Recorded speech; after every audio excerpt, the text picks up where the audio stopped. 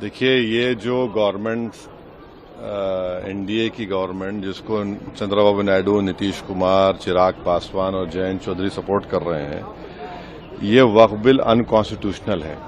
ये वक्फ bill article 14, article 25, 26, 29 का grave violation है। ये वक्फ बिल नहीं है, बल्कि ये वक्फ बर्बाद बिल है ये।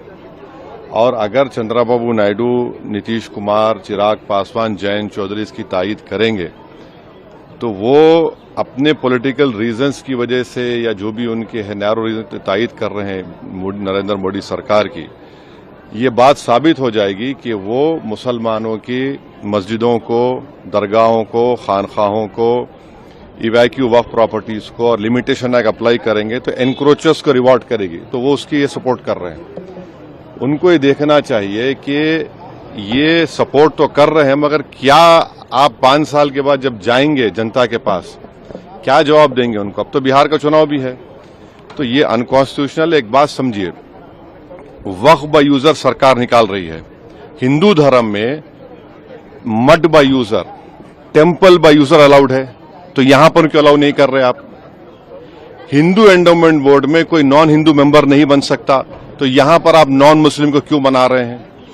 तीसरी बात यह है कि एंडोमेंट का जो ट्राइब्यूनल है उसका डिसीजन के खिलाफ आप रिव्यू डालते हैं, यहां पर आप कह रहे हैं कि उसको अपील करेंगे। हिंदू एंडोमेंट बोर्ड में कमिश्नर, कोई भी हिंदू एंडोमेंट कमिश्नर कोई प्रॉपर्टी को डिक्लेयर कर सकता है एज अ हिंदू धर्म की प्रॉपर्टी। कलेक्टर का कोई रोल नहीं हिंदू एंडोमेंट बोर्ड में, क्यों कलेक्टर को लेकर आ रहे हैं आप? तो ये सब जो चीजें कर रहे हैं ना, एक ही मकसद है, मुसलमानों से नफरत और इस देश में हिंदुत्व की आइडियोलॉजी के तहत ये एक प्रोजेक्ट है जिससे मुसलमानों को उनके रिलीजन से दूर करना, रिलीजियस प्रॉपर्टीज को छीन लेना। हमारा डिमांड एक ही है कि जो चीजें हिंदू धर्म के लिए, एंडोमेंट बोर्ड के लिए सही है, यहां पर गलत कैसे हो रही है? वो जो सिख गुरुद्वारा प्रबंधक कमेटी में कोई नॉन सिख मेंबर नहीं बन सकता, तो यहां पर कैसा कोई नॉन मुस्लिम बनेगा?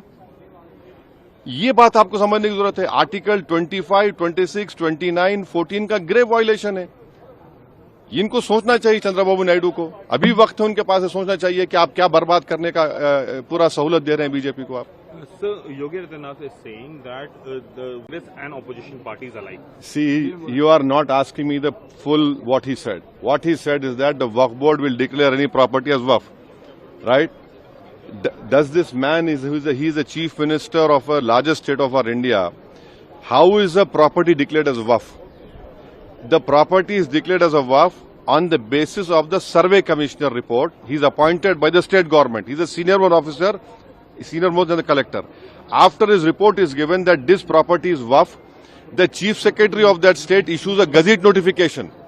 On that gazette notification, a property is called a Waqf property. Now, is he saying that the gazette notification UP are all false? How can he say that? When it is a gazette notification of state government, the government is always in a continuous form. He's completely lying. These are all Waqf properties which a gazette notification is issued by the state government. On the basis of the state government, one property becomes a Waqf. You want to destroy Muslim property, you want to create disputes of masjids and mandirs, you want to create more social disharmony, then do it. It will be your responsibility.